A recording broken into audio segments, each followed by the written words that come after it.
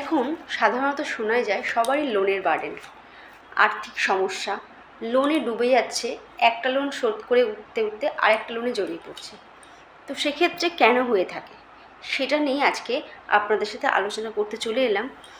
নমস্কার, আমি আপনাদের অ্যাস্ট্রোফ্রেন্ড ও বাস্তুবিদ মৌসুমি পারিয়াল। আশা করি সবাই সুস্থ আছেন, ভালো আছেন।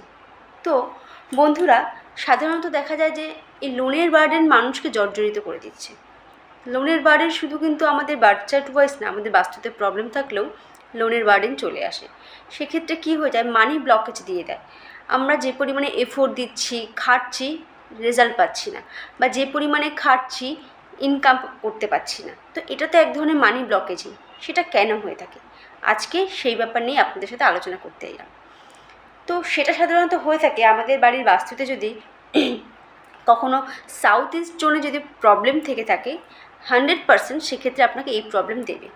সেক্ষেত্রে কী হবে, আপনার লোনের বার্ডেন তো বাড়তেই থাকবে, সাথে ফাইন্যান্সিয়াল প্রবলেম সলভ হতেই চাইবে না। তার সাথে কী হবে, আপনি যে পরিমাণে খাটবেন, কাজ করবেন, কিন্তু টাকা পাবেন না। মানে আপনাকে কোনোভাবেই ফাইন্যান্সিয়াল দিক থেকে গ্রোথ করতে দেবে না। তো দেখুন তো, বাড়ির সাউথ ইস্ট জোন যদি কারোর খারাপ থাকে, এই প্রবলেম কিন্তু তাকে দীর্ঘদিন ফেস করতে হয়। তো তার জন্য একটা ছোট্ট রেমেডি, এগুলো জেনারেল রেমেডি। তো এই রেমেডিটা করতে হবে আপনাকে বাড়ির সাউথ ইস্ট জোনে একটা রেড কালারের বাল্ব 0.5 ওয়াটের নিচে লাগিয়ে দিন। তো দেখুন তো কিছুটা হলেও রিকভারি হবে।